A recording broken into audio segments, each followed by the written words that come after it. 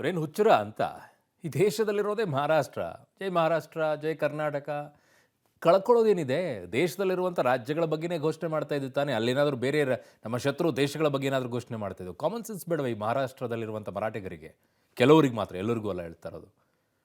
ಹುಚ್ಚರ ಅಂತ ಅನಿಸ್ತಾ ಇದೆ ನನಗಂತೂ. ಇನ್ನು ಈ ವಿಚಾರದಲ್ಲಿ ಈಗ 22ನೇ ತಾರೀಕಿಗೆ ಬಂದ್ಗೆ ಏನು ಕರೆಯನ್ನು ಕೊಟ್ಟಿದ್ದಾರೆ. ಇದರಲ್ಲಿ ಕೆಲವರು ಬೆಂಬಲವನ್ನು ಕೊಡ್ತಾ ಇದ್ದಾರೆ, ಕೆಲವರು ಬೆಂಬಲವನ್ನು ಕೊಡ್ತಾ ಇಲ್ಲ. ಸೊ ಹಾಗಾಗಿ ಯಾರೆಲ್ಲ ಬೆಂಬಲವನ್ನು ಕೊಟ್ಟಿದ್ದಾರೆ, ಯಾರು ಕೊಡ್ತಾ ಇಲ್ಲ. ಮಾರ್ಚ್ 22ಕ್ಕೆ ಕರ್ನಾಟಕ ಬಂದ್ ದಿನ ಏನಿರುತ್ತೆ, ಏನಿರಲ್ಲ. ಸಹಜವಾಗಿ ಬಂದ್ ಅಂದಾಗ ನಮಗೆ ಇದೇ ಬರುತ್ತೆ. ಓಪನ್ ಇರುತ್ತಾ ಹೊರಲ್ವಾ ಸರ್ ಕೆಲವೊಂದಿಷ್ಟು ಅಂತ ಕೇಳ್ತಾರೆ. ಅವು ಯಾವ್ಯಾವುದು ಅನ್ನೋದನ್ನು ಕ್ಲಿಯರ್ ಆಗಿ ಹೇಳ್ಬಿಡ್ತೀವಿ. ಕರ್ನಾಟಕ ಬಂದ್ಗೆ ಈಗ ಒಮ್ಮತ ಇನ್ನೂ ಮೂಡಿಲ್ಲ. ಕಾರಣ ನಮ್ಮಲ್ಲಿ ಆ ಒಗ್ಗಟ್ಟೆ ಕಾಣಿಸ್ಕೊಳ್ಳೋದಿಲ್ಲ, ವಿಶ್ವಾಸಕ್ಕೆ ತೆಗೆದುಕೊಳ್ಳೋದಿಲ್ಲ. ಅವರ ಪ್ರತಿಷ್ಠೆಗಳೇ ಅವರ ಮೇಲಾಗತ್ತೆ. ಇನ್ಯಾರೋ ಘೋಷಣೆ ಮಾಡಿದಾಗ ಇನ್ಯಾರೋ ದೂರ ಇರ್ತಾರೆ, ಅವ್ರು ಘೋಷಣೆ ಮಾಡಿದಾಗ ಇವ್ರು ದೂರ ಇರ್ತಾರೆ. ಅವ್ರಲ್ಲಿ ಒಗ್ಗಟ್ಟು ಅನ್ನೋದು ಇರೋದೇ ಇಲ್ಲ. ನಾವೆಲ್ಲರೂ ಕರ್ನಾಟಕಕ್ಕೋಸ್ಕರ ಹೋರಾಟವನ್ನು ಮಾಡ್ತಾ ಇದ್ದೀವಿ, ಕನ್ನಡಕ್ಕೋಸ್ಕರ ಹೋರಾಟ ಮಾಡ್ತಾ ಇದ್ದೀವಿ ಅನ್ನೋದು ಬರೋದೇ ಇಲ್ಲ. ಪ್ರತಿಷ್ಠೆಗಳೇ ಅಲ್ಲಿ ಅತಿ ಹೆಚ್ಚಾಗಿರುತ್ತೆ. ಅದರ ಜೊತೆಗೆ ಯಾರು ಈ ಬಂದ್ಗೆ ಕರೆಯನ್ನು ಕೊಡ್ತಾರೆ ಅವರೆಲ್ಲ ಕರೆದು ಒಂದು ವಿಶ್ವಾಸಕ್ಕೆ ತೆಗೆದುಕೊಂಡು ಮಾತುಕತೆಯನ್ನು ಮಾಡಿ ಒಂದು ಸಭೆ ಮಾಡಿ ಒಂದು ನಿರ್ಣಯವನ್ನು ತೆಗೆದುಕೊಳ್ಳೋದಿಲ್ಲ. ಏಕಾಏಕಿ ಘೋಷಣೆ ಅಂತೆ. ಅದಕ್ಕೆ ನಮ್ಮ ರಾಜ್ಯದ ಪರಿಸ್ಥಿತಿ ಹಿಂಗಾಗಿರೋದು. ಒಗ್ಗಟ್ಟು ಅನ್ನೋದೇ ಇಲ್ಲ. ಅವರವ್ರ ಪಾಡಿಗೆ ಅವರವ್ರ ಘೋಷಣೆ. ಇವರೊಂದು ಘೋಷಣೆ ಮಾಡಿದ್ರೆ ನಾಳೆ ಇನ್ನೊಂದು ಸಭೆಯನ್ನು ಮಾಡ್ತಾರೆ, ಇನ್ನೊಬ್ರು ಇನ್ನೊಂದು ಘೋಷಣೆಯನ್ನು ಮಾಡ್ತಾರೆ. ಯಾವಾಗ ಇವರೆಲ್ಲ ಬದಲಾಗ್ತಾರೋ ಅವರವ್ರ ಸ್ವಾರ್ಥಕ್ಕೋಸ್ಕರ ಅಂತ ಅನಿಸ್ಬಿಡುತ್ತೆ ಒಂದೊಂದ್ಸಲ. ರಾಜ್ಯಕ್ಕೋಸ್ಕರ, ಭಾಷೆಗೋಸ್ಕರ ಮಾಡಿದ್ರು ಕೂಡ ಕೆಲವೊಂದು ಟೈಮಲ್ಲಿ ಅವ್ರ ಪ್ರತಿಷ್ಠೆ ದೊಡ್ಡದಾಗ್ಬಿಡುತ್ತಾ ಈ ಭಾಷೆ ಮತ್ತು ರಾಜ್ಯಕ್ಕೆ ಅಂತ ಅನಿಸ್ಬಿಡುತ್ತೆ. ನಾರಾಯಣಗೌಡರು, ಪ್ರವೀಣ್ ಶೆಟ್ಟಿ ಬಣ ಈಗ ಬೆಂಬಲ ಇಲ್ಲ ಅಂತ ಹೇಳ್ತಿದ್ದಾರೆ. ಯಾಕೆ ಬೆಂಬಲ ಇಲ್ಲ? ಆ ಕಡೆ ಹೋಗಿ ಕೇಳಿಲ್ಲ ಅವರನ್ನು. ಇನ್ನು ಏನೆಲ್ಲ ಇರುತ್ತೆ ಏನಿಲ್ಲ ಅಂತ ಅನ್ನೋದನ್ನು ನೋಡ್ಬೋಣ ಬೇಗ. ಏನಿರುತ್ತೆ ಅಂತಂದರೆ ಆಸ್ಪತ್ರೆ ಇವ್ಯಾವುದು ಕ್ಲೋಸ್ ಮಾಡೋಕ್ಕಾಗಲ್ಲ. ಮೆಡಿಕಲ್ ಶಾಪ್ ಸಾಧ್ಯನೇ ಇಲ್ಲ ಕ್ಲೋಸ್ ಮಾಡೋಕ್ಕೆ. Ambulance no chance. ತರಕಾರಿ ಬದುಕೋದಾದರೂ ಹೆಂಗೆ ಬಂದ್ ಮಾಡಿದವರು ಕೂಡ. ಹಾಲಿನ ಬೂತು ಅಲ್ಲಿ ಟೀ ಕಾಫಿ ಕುಡಿತಾ ಇರಬೇಕಲ್ಲ ಪ್ರತಿಭಟನೆ ಮಾಡಬೇಕಾದ್ರೆ, ಅವ್ರಿಗೂ ಬೇಕೇ ಬೇಕು. ಬಂದ್ ಮಾಡಿದರೆ ಏನಾಗುತ್ತೆ?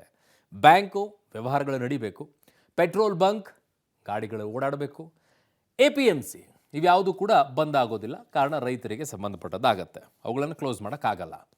ಇನ್ನು ಯಾವುದು ಇರಲ್ಲ ಅನ್ನುವಂಥದ್ದನ್ನು ನೋಡೋಣ. ಬೇಕ್ರಿ, ಚಿತ್ರಮಂದಿರ, Ola Uber, auto, cab, jewellery shop, shopping mall ಇವ್ಯಾವುದು ಕೂಡ ಇರಲ್ಲ ಅಂತ ಹೇಳ್ತಾ ಇದ್ದಾರೆ. ಬಟ್ ಅಧಿಕೃತವಾಗಿ ಅವರ ಸಂಘಟನೆಗಳಿದಾವಲ್ಲ, ಅದರಲ್ಲೂ ಕೂಡ ಬಣಗಳಿದ್ದಾವೆ.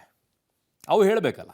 ಇನ್ನು ಯಾರ್ಯಾರು ಬೆಂಬಲ ಇಲ್ಲ ಅಂತ ನೋಡ್ಬಿಡೋಣ. ನಾರಾಯಣಗೌಡರ ಬಣ, ಪ್ರವೀಣ್ ಶೆಟ್ಟಿ ಬಣ, ಖಾಸಗಿ ಶಾಲೆಗಳ ಒಕ್ಕೂಟ, ಹೋಟೆಲ್ ಅಸೋಸಿಯೇಷನ್, ಬೀದಿ ಬದಿ ವ್ಯಾಪಾರಿ, ಲಾರಿ ಮಾಲೀಕರದ್ದು, ಮಾರುಕಟ್ಟೆ ಇವುಗಳದ್ದೆಲ್ಲ ಸಂಘಟನೆಗಳಂತ ಇದ್ದಾವೆ. ಆ ಸಂಘಟನೆಗಳು ಕೂಡ 2-3 ಸಂಘಟನೆಗಳಿದ್ದಾವೆ. ಒಂದು ಸಂಘಟನೆ ಕರೆ ಕೊಟ್ಟರೆ ಇನ್ನೊಂದು ಸಂಘಟನೆಗೆ ಅದಕ್ಕೆ ವಿರೋಧವನ್ನು ವ್ಯಕ್ತಪಡಿಸ್ತಾರೆ. ಹಾಗೆ ಇರೋದು ನಮ್ಮಲ್ಲಿ ಯಾವುದು ಒಗ್ಗಟ್ಟಂತ ಇಲ್ಲ. ಒಂದು ಹೋರಾಟವನ್ನು ಮಾಡಬೇಕು, ರಾಜ್ಯದ ವಿಚಾರಕ್ಕೆ ಹೋರಾಟ ಮಾಡಬೇಕು, ಭಾಷೆಯ ವಿಚಾರಕ್ಕೆ ಹೋರಾಟ ಮಾಡಬೇಕು ಅಂತಂದಾಗಲೂ ಸಹ ಇವ್ರದ್ದು ಯಾರ್ದು ಒಗ್ಗಟ್ಟು ಅನ್ನೋದೇ ಪ್ರದರ್ಶನ ಆಗೋದಿಲ್ಲ. ನಮ್ಮ ರಾಜ್ಯದಲ್ಲಿರುವಂಥ ಈ ಸಂಘಟನೆಗಳ ಹಣೆ ಬರಹ ಏನು ಮಾಡೋಕ್ಕಾಗೋದಿಲ್ಲ. ಸೊ ಮಾರ್ಚ್ 22ಕ್ಕೇನೋ ಕರ್ನಾಟಕ ಬಂದ್ಗೆ ಕರೆಯನ್ನು ಕೊಟ್ಟಿದ್ದಾರೆ. ಹೋರಾಟ ಅಂತೂ ನಿರಂತರವಾಗಿ ಮಾಡ್ತಾ ಇದ್ದಾರೆ ಅಂತೇಳಿ.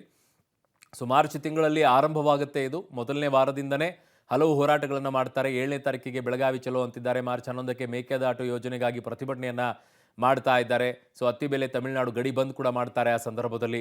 ಹೀಗೆ ಒಂದಾದ ನಂತರ ಒಂದು ಪ್ರತಿಭಟನೆಯನ್ನು ಹಮ್ಮಿಕೊಂಡಿದ್ದಾರೆ. ಅದು ಮಾರ್ಚ್ ಮೊದಲನೇ ವಾರದಿಂದನೇ ಶುರುವಾಗುತ್ತೆ. ಇನ್ನೊಂದು ಕಡೆಗೆ ಮಾರ್ಚ್ 14ಕ್ಕೆ DC ಕಚೇರಿಗೆ ಮುತ್ತಿಗೆಯನ್ನು ಹಾಕ್ತಾರಂತೆ. 22ಕ್ಕೆ ಬಂದ್ ಮಾಡ್ತಾರೆ. ಮೈಸೂರು, ಮಂಡ್ಯ, ರಾಮನಗರ DC ಕಚೇರಿಗೆ ಮುತ್ತಿಗೆ ಹಾಕುವಂಥ ಪ್ಲ್ಯಾನನ್ನು ಮಾಡ್ಕೊಳ್ತಾ ಇದ್ದಾರೆ ಈಗ ಸಂಘಟನೆಗಳು. ಸೊ ಈ ನಿಟ್ಟಿನಲ್ಲಿ ಹೇಗೆ ಸರ್ಕಾರ ಇದಕ್ಕೆ ಸ್ಪಂದಿಸುತ್ತೆ, ಜೊತೆಗೆ ಈ ಬಂದನ್ನು ನಿಲ್ಲಿಸೋ ರೀತಿಯಲ್ಲಿ ಸರ್ಕಾರ ಏನಾದರೂ ಮಾತುಕತೆ ಮಾಡುತ್ತಾ ನೋಡಬೇಕು.